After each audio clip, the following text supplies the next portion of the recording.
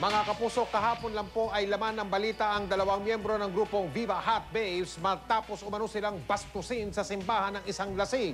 Ngayon, nasa eksena na naman sila ring dalawa po, mga kapuso. Isang rumble naman sa Taguig. Si Abid Sumangil, naka-alerto 24 eksklusibo. Nakaposte na ang mga gwardya at naggigirian na ang dalawang grupo nang abutan namin ang eksenang ito sa labas ng isang club sa loob ng The Fort, Taguig City.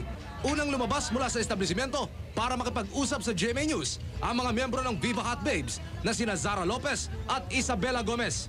Pero di pa man nakakapagsalita ang dalawa. Sara! Sara!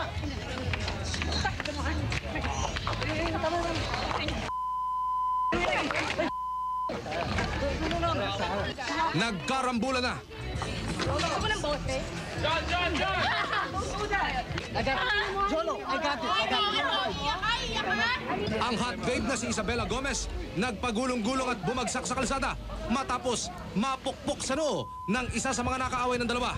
Nagaya rin nila, customer ng club na ito. Nakita niyo si Nona. Ang nakaaway ng dalawa, grupo ni Angel Baltazar. Humarap siya sa kamera para ipaliwanag ang lakat. Pero ang panayam, nauwi na naman sa rambulan. Pinabayaan kita nung first. Pinabayaan kita nung first. Tinulak mo ako. Hindi ako nakipag-away. Hindi kita tinulak. No. Teka, nakasampal eh.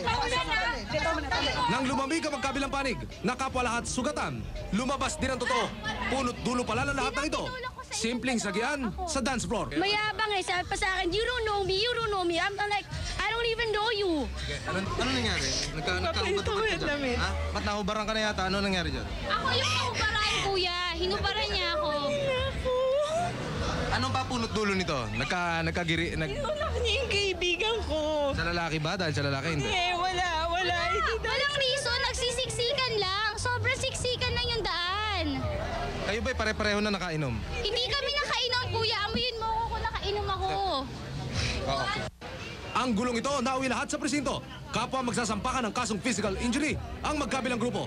Matatanda ang kahapon lamang, naging laman ng balita sina Lopez at Gomez. Matapos umano silang makipuan sa simbahan ng Baclaran. Emil Sumangil, naka-alerto, 24.